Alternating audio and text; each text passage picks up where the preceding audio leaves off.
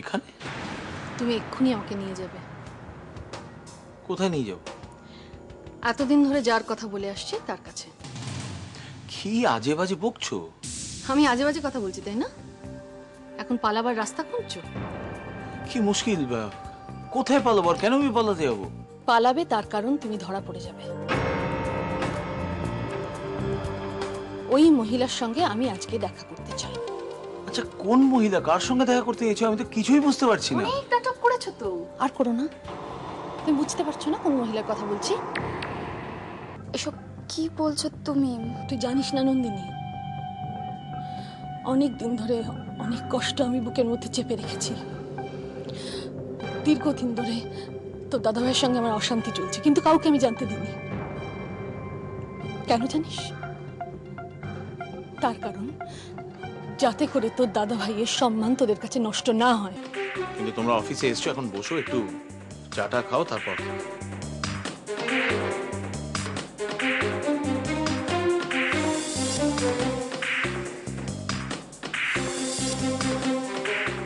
আমি ওই মহিলার সঙ্গে দেখা না করে জলস্পর্শ করব না।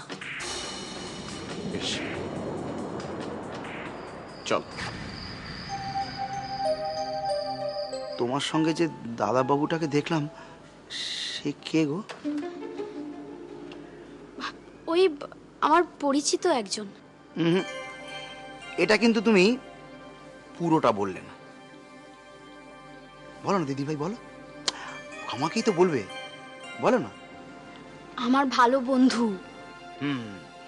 এইবার তুমি তোমার মনের কথাটা পুরোটা বলে দিও। দিদি ভাই, তুমি তোমার এই দাদাবাবু বন্ধুটাকে নিয়ে আমাদের বাড়ির ভেতরে এলে না কেন? বাড়িতে তো এনেছিলাম পঞ্চুদা, কিন্তু আমাদের বাড়ির সামনে এসেই না কেমন যেন হয়ে গেল। মানে বাড়িতে এসেই জিজ্ঞাসা করলো, এটা তোমার বাড়ি? আমি বললাম হ্যাঁ। তারপর সোজা চলে গেল, বাড়িতে ঢুকলোই না। এই জন্যই তোমার এত মন খারাপ। তো মন খারাপ হবে না?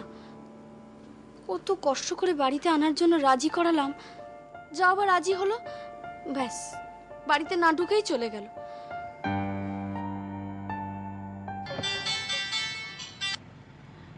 হ্যাঁ বলো।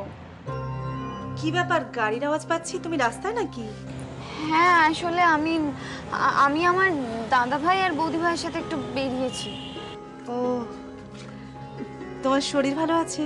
হ্যাঁ ওই ওই আর কি, ভালো আছে। তুমি কেমন আছো? আমি খুব একটা ভালো নেই নন্দিনী। কেন, কি হয়েছে? তোমার শরীর খারাপ? শরীরটাই কি সব? আসল হচ্ছে মনটা, আর সেটা যদি ভালো না থাকে তাহলে কিছুই ভালো লাগে না। আমারও তো ভালো লাগে তোমার সাথে কথা বলতে, খুব ভালো লাগে। শোনো না, বলছি প্লিজ কিছু মনে করো না, আমি তোমাকে পরে ফোন করি। ঠিক আছে।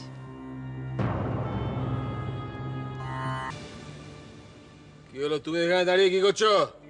আপনি বললেন না যে আর এক প্লেট ওই চিপস দিতে, ওইটা আনতে গিয়ে আমার হাতটা কেঁপে পড়ে গেল। কিছু লাগবে না, যাও। এই শোনো, সুমন ফিরেছে?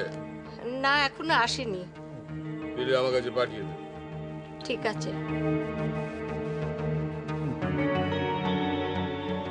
রিং চিং পঙে আমার কাছ থেকে টাকা নিয়ে মুখে যে তালাটা লাগিয়েছিলেন, হ্যাঁ, আপনার মুখাগ্নির আগে যেন ওই তালা মুখ থেকে না, বুঝতে পেরেছেন? হাঁপাচ্ছিস কেন রাজু? অয়নদা এসেছে। কোথায়? নিচে। তুই হাঁপাচ্ছিস কেন? না, সঙ্গে দুজন মহিলাও এসেছে।